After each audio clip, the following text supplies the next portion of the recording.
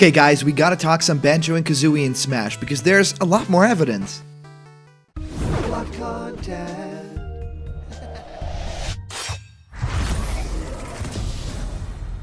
What's happening, my Block buddies, and welcome to a brand new episode of Blocked Content. My name is Callum, and this is going to be your content for today. I am so excited for these characters to drop in Super Smash Bros. Ultimate. We don't know if it's going to happen, but it's almost everybody's favorite pick to appear in one of the fighter passes, right? Banjo Kazooie. You know, it's got the whole internet talking, but now it seems like a lot more evidence to their actual benefit has appeared online. So I'm really excited to jump into this with you guys. But as all of you guys know, there is this giveaway. We are giving away a Piranha Plant plushie. Remember to like this video, subscribe to Blocked Content, and comment down below to enter for that giveaway at 50k. All right, let's get into this. So there's this thing called a loot crate, right? And a lot of you people know about this. It's basically, you know, you pay a certain amount of money and you get this crate, you know, every month. And then it includes a lot of cool gamer swag, you know, a lot of cool like merchandise and stuff like that. And there was actually one coming very soon that is sidekick themed, right? So it had Sonic the Hedgehog, the Fallout franchise, then Mega Man, and then Banjo Kazooie, because of course the famous duo is basically, you know, they're each other's sidekicks. It's Banjo and Kazooie, or sometimes Kazooie and Banjo in a certain, you know, couple of moves. So this would have been really, really great to have happened. However, something there changed, and Banjo and Kazooie are not in that loot crate anymore. This is pretty strange. So this is the official loot crate thing. So this is not some sort of subsidiary or a different company that also does loot boxes. This is like the official loot gaming HQ. They are a verified user on Twitter also, and there's even more weird evidence coming, all right? So have this, right? Loot Gaming actually tweeted out officially, they sort of did a retweet of someone, Emerson Awesome on Tumblr, and they're basically saying, who else wants the bear and the bird in Smash? And then Loot Gaming basically retweeted that and says, here's to hoping. And then, of course, wishful thinking emoji. Then they posted a picture, which was the classic X-Men meme, you know, with Wolverine lying on the bed looking at a picture. And then it said Smash fans on Wolverine. And the picture he was looking at was just a white piece of paper that says, hope Banjo Kazooie will be DLC. So they are actively being a part of the Smash hype, which, you know, is okay. It's not necessarily a factor, right? But, you know, two things could have happened here. Number one, which I think is a little bit likely, is that Rare caught some wind of this, or, you know, the people that own the Banjo-Kazooie franchise now, so it's Rare and Microsoft, they caught some wind of this. They don't really want to be associated with Smash Brothers if they're not in, right? I mean, that's a little bit weird, or not completely directly in a way that a third party that they're working with mentions it, right? Like, they would mention Banjo-Kazooie because they're in the loot crate, but then connected to Smash Bros. Just mention Banjo-Kazooie and that they're awesome, right? We're working together with you on this loot crate. We're giving you all this, you know, swag to put in those loot crates. So, hey, play nice. That could be one of them, right?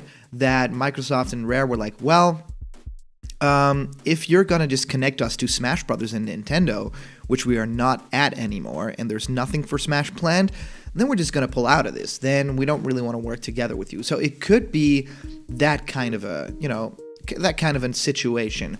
What makes this interesting is the fact that they put out this tweet, then they deleted that tweet. So that's not up anymore. You know, there's screenshots, and they basically found it on places. And then it was also deleted from the loot crate. So Banjo and Kazooie is not in that loot crate anymore now, which is also pretty strange. A lot of people have been rumored, you know, did they really remove it? Maybe the logo is still there. But actually someone has gotten a hold of them, sent them an email, and the requests have been updated. So basically their order has been changed. So for the people that really wanted this loot crate, simply because it had Banjo, not necessarily Fallout, Mega Man, Sonic, they just wanted the Banjo one, right?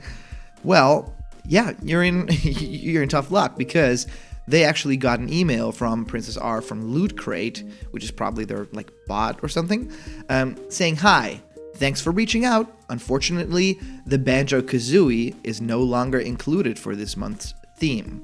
We apologize for the inconvenience. So they actively now tell people also that it's not included anymore. A lot of people are thinking, could this mean something big for Smash Brothers? Because the other reason, not having to do with Microsoft or Rare pulling out of the deal, maybe it has to do with a little bit of a fact that Banjo and Kazooie are in fact actually coming to Super Smash Bros. Ultimate as DLC fighters, which it does make a lot of sense. It was in the Grinch League, it got a lot of people excited, Nintendo could have taken note, but also it's very, very common knowledge within this gaming community that the creators are really big fans of Smash, would have loved, even Phil Spencer from Microsoft would, love Banjo and Kazooie to be in Smash Brothers. If any character, they're basically betting on that character. Now, there's also a couple of rumors about Master Chief going around, but that's mostly played for laughs, I feel, so I'm not really going to dive into that this video. But it's Banjo and Kazooie here that is representing Microsoft as a whole, and I feel that this is really strange behavior to pull down that tweet, to not have them included anymore in the Loot Crate, because that could sign people, Smash fans like myself, that hey, there might be something happening here. So there's some other evidence, right? It's been known that Nintendo and Microsoft have met with each other, after the E3 took place or at E3. So that could have been, for Minecraft content, and there's a lot of evidence for Steve too. There's a lot of evidence against Steve too. And of course, that Nintendo and Microsoft have been buddy-buddy for the past, months, this past year. So it's incredible that we are getting games like Cuphead, which is, of course, a semi-Microsoft-owned studio that makes that game. And they are basically saying in directs now, our friends at Microsoft.